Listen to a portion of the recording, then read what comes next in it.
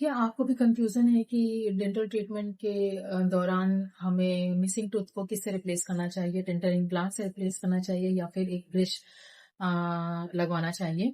तो ऐसी कंफ्यूजन के लिए आपको ये समझना चाहिए कि डेंटल इम्प्लांट से क्या एडवांटेज है और ब्रिश लगवाने से क्या एडवांटेज है।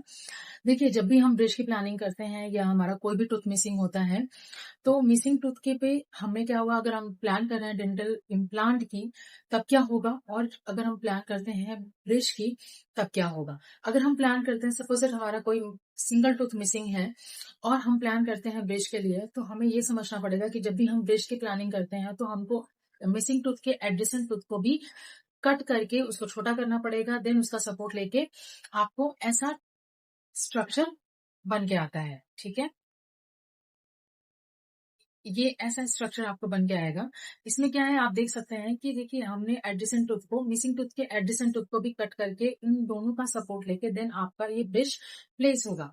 ठीक है, but in case of implant, जब भी आप इम्प्लांट की प्लानिंग करते हैं तो उसमें क्या है कि हमको आपके किसी भी एडजेसेंट टूथ को, सपोज दैट ये मिसिंग टूथ है और हमको इसके एडजेसेंट टूथ को टच नहीं करना पड़ता, ना ही आपको इनको छोटा करना पड़ता है, ना ही इनकी हेल्दी हेल्थी अगर ये टूथ है तो इनकी हेल्थ से हमें कोई भी कंप्रोमाइज नहीं करना पड़ता है।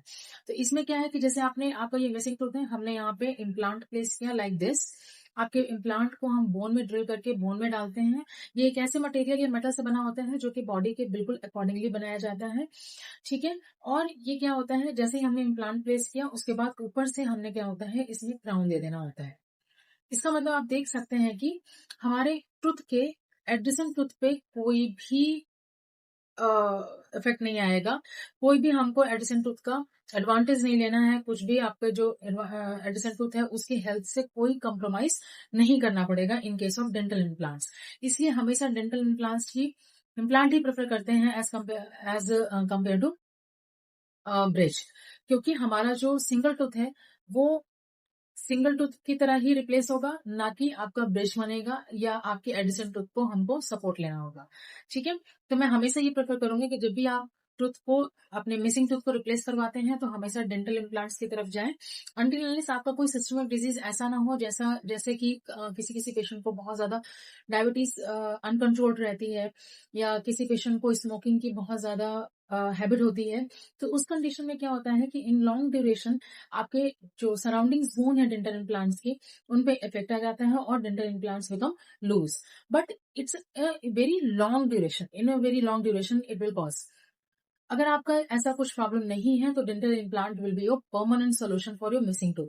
तो हमेशा क्या करिए, अगर आपको मिसिंग टूथ को रिप्लेस करना है तो हमेशा आप एक अच्छा विकल्प चुनिए लाइक डेंटल इम्प्लांट्स, क्योंकि dental implants will act as a permanent tooth. Thank you so much. मेरा नाम डॉक्टर रचना सिंह है और मैं एक ओरल एंड मैक्सिलोफेशियल सर्जन हूँ।